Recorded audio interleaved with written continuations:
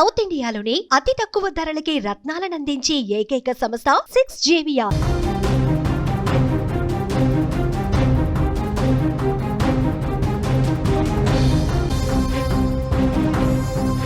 బంగాళాఖాతంలో మరో అల్పపీడనం ఏర్పడనుందని వాతావరణ శాఖ హెచ్చరించింది. దీని ప్రభావంతో ఆంధ్రప్రదేశ్, తెలంగాణ రాష్ట్రాల్లో విస్తారంగా వర్షాలు కురిసే అవకాశం ఉంది. ఈ నెల 13న ఏర్పడనున్న ఈ అల్పపీడనం మొత్తం నెలాఖరు వరకు వర్షాలకు కారణమవుతుందని అంచనా వేస్తున్నారు. ఇప్పటికే 2 రాష్ట్రాల్లో తేలికపాటి వర్షాలు మొదలయ్యాయి. బంగాళాఖాతంలో పశ్చిమ మధ్య భాగంలో ఒక ఉపరితల ఆవర్తనం ఏర్పడింది. దీని ప్రభావంతో ఏపీ, తెలంగాణ రాష్ట్రాల్లో విస్తారంగా వర్షాలు కురిసే అవకాశం ఉందని భారత వాతావరణ శాఖ హెచ్చరించింది.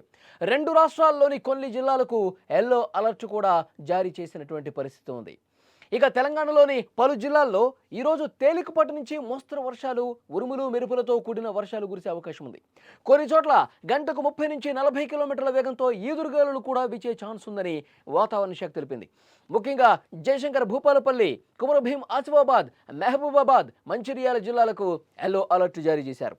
ఖమ్మం జిల్లాలో భారీ వర్షాలు కురుస్తాయని ఆరెంజ్ అలర్ట్ జారీ చేశారు. ములుగు, భూపాలపల్లి, భద్రాద్రి కొత్తగూడెం, మంచిర్యాల, మహబూబాబాద్, వరంగల్లో సాయంత్రం లేదా రాత్రి సమయంలో అక్కడక్కడ భారీ వర్షం పడే అవకాశం ఉందని తెలుస్తోంది. ఇక హైదరాబాద్ చుట్టుపక్కల జిల్లాల్లో కూడా వర్షాలు కురిసే అవకాశం ఉంది. ఉదయం పూట ఎండ, తేమతో కూడిన వాతావరణం ఉంటుందని ఐఎండీ పేర్కొంది. రేపటి నుంచి అంటే సెప్టెంబర్ 9 నుంచి హైదరాబాద్తో పాటు మొత్తం తెలంగాణలో శక్తివంతమైన ఉరుములు మెరుపులతో కూడినటువంటి వర్షాలు కురిసే అవకాశం ఉందని హైదరాబాద్ వాతావరణ శాఖ హెచ్చరించినటువంటి పరిస్థితి ఉంది. ఇక ఏపీలో కూడా వర్షాలు కొనసాగుతున్నాయి. వాయువ్య పశ్చిమ మధ్య బంగాళాఖాతం పరిసరాల్లో ఆవరించిన ఉపరితల ఆవర్తనం ఇంకా స్థిరంగా ఉంది. దీని ప్రభావంతో ఈరోజు శ్రీకాకుళం, విజయనగరం, పార్వతీపురం, మన్యం జిల్లాల్లో అక్కడక్కడ పిడుగులతో కూడిన తేలికపాటి నుంచి మోస్తరు వర్షాలు కురిసే అవకాశం ఉందని విపత్తుల నిర్వహణ సంస్థ తెలిపింది. ఇదిలా ఉంటే కోస్తాలో పలు చోట్ల ఎండ తీవ్రత కనిపించింది.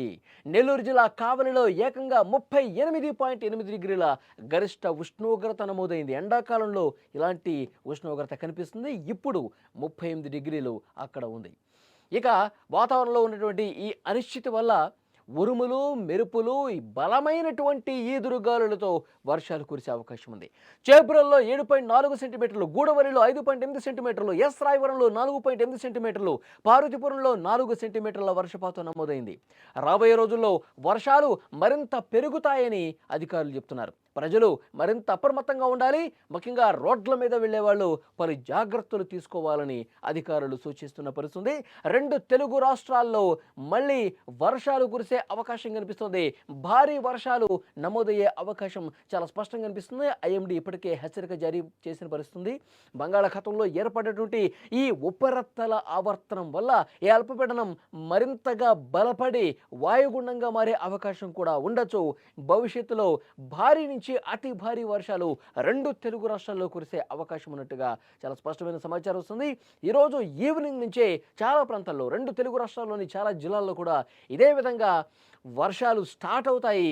ముఖ్యంగా తెలంగాణలో హైదరాబాద్ చుట్టుపక్కల, వరంగల్, మహబూబాబాద్, తర్వాత మహబూబ్ నగర్, నాగర్ కర్నూల్, సో ఈ విధంగా వర్షాలు మోస్తరు నుంచి భారీగా కురిసే అవకాశం ఉంది. రేపు తీవ్ర రూపం దాల్చే అవకాశం ఉంది. ఈరోజు ఈవినింగ్ నుంచి ఒక మోస్తరుగా ప్రారంభమయ్యే వర్షాలు అటు 2 తెలుగు రాష్ట్రాల్లో కూడా, ఆంధ్రప్రదేశ్లో కూడా చాలా చోట్ల ఇదే పరిస్థితి ఉంటుందని చెప్పి అధికారులు చాలా స్పష్టంగా హెచ్చరిస్తున్న పరిస్థితి. ముఖ్యంగా లోతట్టు ప్రాంతాల ప్రజలు మరింత అప్రమత్తంగా ఉండాలి. మళ్ళీ భారీ వర్షాలు కురిసే అవకాశం ఉంది కాబట్టి మొన్న కురిసినటువంటి వర్షాలకే చాలా ప్రాంతాలు జలమయమైపోయిన పరిస్థితి. చాలా చోట్ల ప్రజల్ని సురక్షిత ప్రాంతాలకు తరలించిన పరిస్థితి. అక్కడ ఉన్నటువంటి వాగులు, వంకలు పొంగి ప్రవహించి ఇబ్బందికర పరిస్థితులు ఏర్పడ్డాయి. ఇప్పుడు మళ్ళీ కొంత గ్యాప్ ఇచ్చి వర్షాలు ప్రారంభమయ్యే అవకాశం కనిపిస్తోంది. ఎందుకంటే సెప్టెంబర్లో వచ్చేటువంటి వర్షపాతం కొన్నిసార్లు భారీ ఈదురుగాలులతో వచ్చే వర్షపాతాలు ఉంటాయి. తుఫాన్లు ఎక్కువగా వచ్చే అవకాశం ఉంటుంది.